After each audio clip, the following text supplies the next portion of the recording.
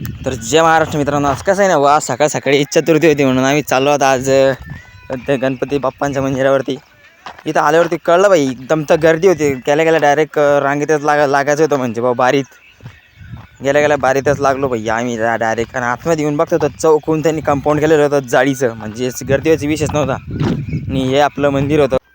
आणि वरती आल्यावर कळलं बाई, बाहेर तर गर्दी नाही, आतमध्ये एकदम फुल जाम गर्दी होती. वरती येऊन बघतो तर इथून तिथून रांगच रांग होती भैया. आतमध्ये गेलो आणि मग आम्हाला कळलं आता की दर्शन तर काही लवकर होणार नाही आहे. मग याच्या परतात दमादमाने दर्शन घेऊ आपण आता मस्तपणे. आणि मग काय लगेच रांगेत पण लागलो. आणि तिथं बघू शकता इतकी छोटीशी मूर्ती होती गणपती महाराजच्या मूर्तीपुढे एक. आणि आपले गणपती महाराज होते जे की आम्ही तिथे दर्शन घेण्यासाठी आलो होतो त्यांचं खास.